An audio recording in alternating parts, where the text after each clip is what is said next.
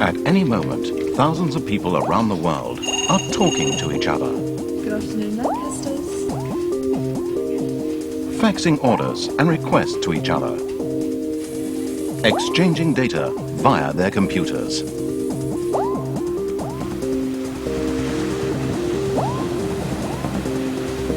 Up to 95% of these communications are transmitted by cable, including cables laid along the seafloor.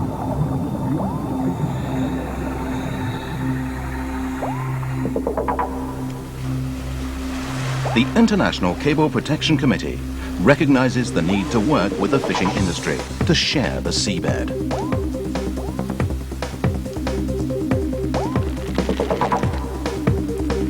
This video has been produced to help ensure the safety and continued prosperity of fishing fleets and the continued operation of global telecommunications. This video will show the precautions that can be taken and how the ICPC works hard to make information readily available to skippers so that the risk of an accident happening to your vessel or crew can be minimized.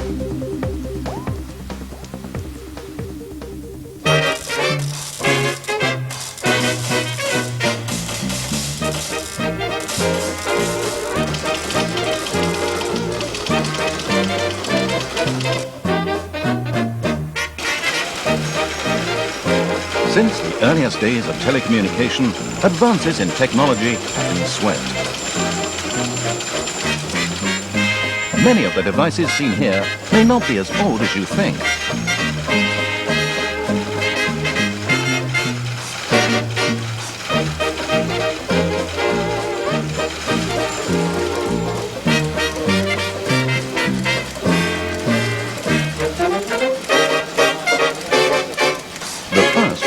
Oceanic cables were laid in the 19th century to carry the telegraph and later the telephone.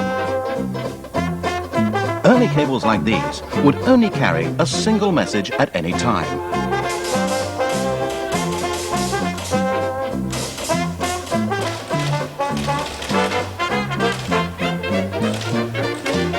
After the telegraph came the telephone. Please reply, I can't hear you. But the same problem still existed. Operator, we've lost the circuit.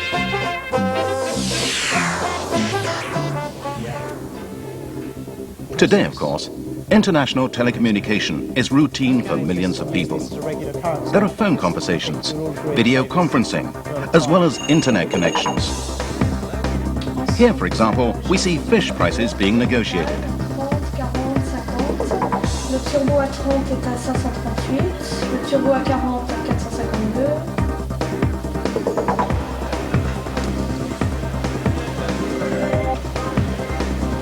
There are many other ways in which international telecommunications are used too. Surgeons in this hospital are operating on a patient under the direction of the only surgeon in the world ever to have performed this operation before, who's in another continent.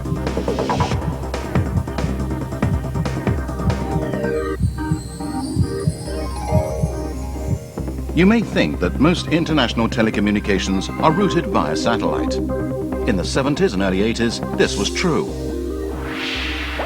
But the enormous distance to and from a satellite in orbit meant that the delays in transmission were very obvious and rather irritating.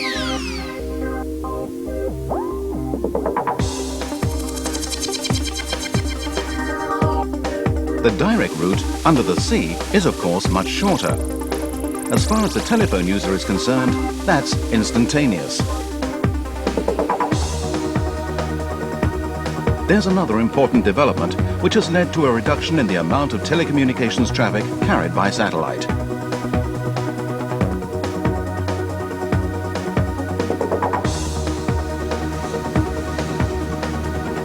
The technology behind the cables themselves has changed. Even after decades of development, the old copper cables, known as coaxial cables, could carry no more than about 4,000 calls at one time. But in 1988, the first transatlantic fiber optic cable was installed. Fiber optic cables offer superior quality of sound, and yet a single modern cable can carry in excess of 100,000 calls at once. This figure is expected to have increased to over 1 million within a few years. Any contact with a fiber optic cable may cause damage, even though it may not be apparent from its outward appearance. Disrupt one of these cables, and tens of thousands of people will be inconvenienced, and some may be endangered.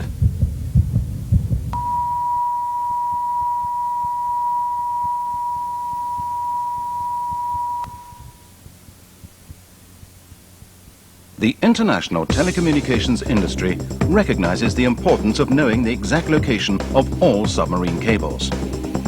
The route for each cable is carefully planned, taking into account the many other users of seabed in the area, and especially the local fishing industry.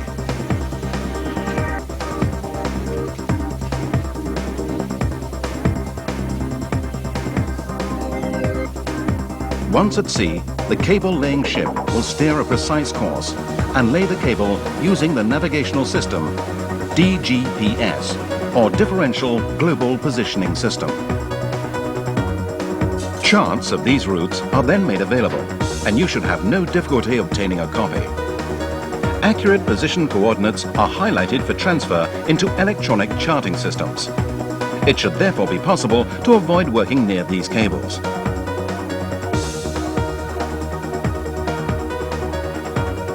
As we've seen, disruption of a submarine cable can affect many tens of thousands of people. But if your fishing gear becomes fouled on a submarine cable, your vessel, your crew, and your livelihood are all at risk.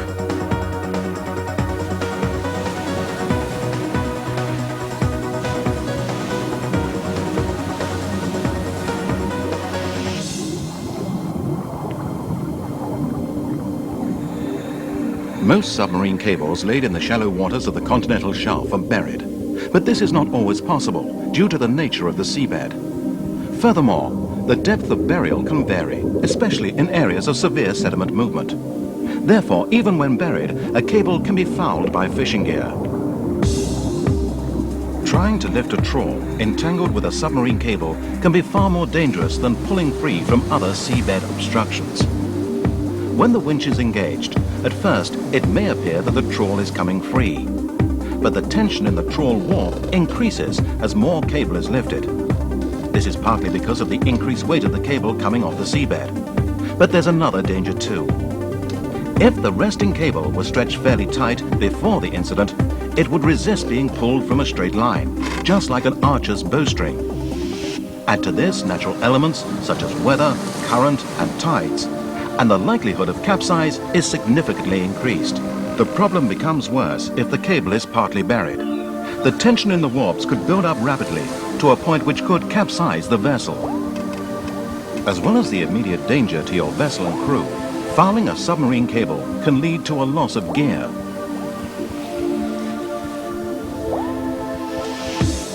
Fishing time. And your catch. Furthermore, cable owners monitor fishing vessels seen operating near cable routes, on occasions using spotter planes. There are international laws against causing damage to submarine cables willfully or through negligence. Fines, reimbursement of repair costs, and impounding of vessels have all been known. If a break occurs, the cable operator must first identify its location, and then, with spare cable loaded, dispatch a repair vessel, a fleet of which are stationed around the world. The cost of these repairs varies, but is rarely below $1 million and often considerably more. The law allows for recovery of these costs from any vessel found responsible for causing the damage.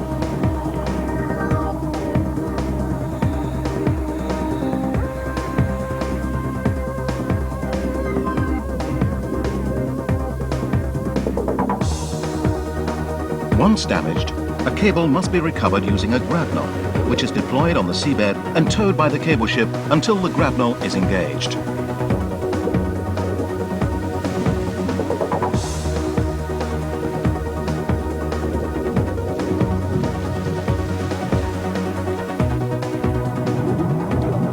The cable is then recovered and the damage removed.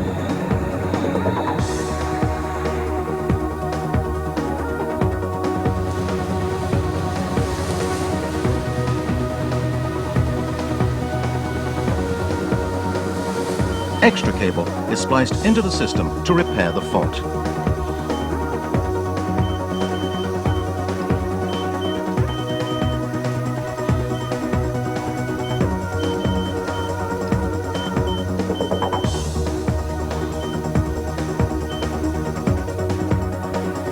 This extra cable can pose an even greater hazard to fishing vessels when returned to the seabed. So what can be done to avoid such incidents? First of all, you should consult the cable awareness charts made available to you and avoid working in the area near any submarine cables. If you suspect that you may have fouled a submarine cable, do not try and lift your gear. Contact the Coast Guard or cable company and seek assistance. The company owning the cable will know if an in-service cable has been fouled. Here, a skipper who suspects he has fouled a submarine cable consults his navigation equipment and then contacts the Coast Guard. I'm with Coast Guard, suspicion vessel, Sunbird Aggro. We've just come fast on the cable, south of Port Fault. Position is 49 degrees, 39, 71 north.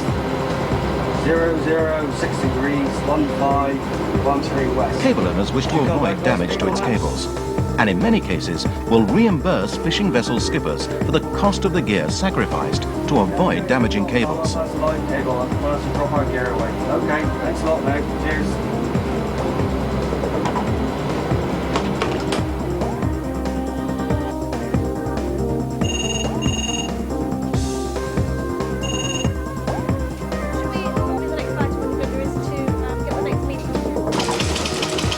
Technology has come a long way since the early telegraph. Telephone conversations, fax messages, internet data, video conferencing are now all an integral part of the modern world. And up to 95% of international telecommunications traffic are carried by submarine cable. Tina Turner, they're next. London's Heart 106.2.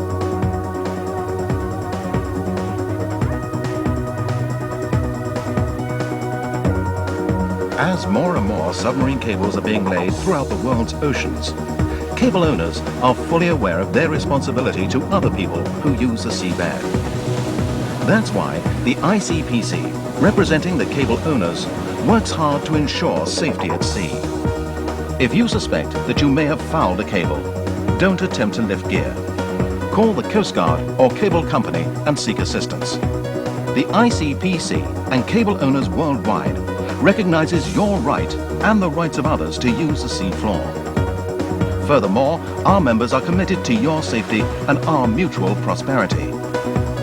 The people of the world now depend on submarine cables for many things. The ocean is a big place. Let's work together and share the seabed. Thank you for watching.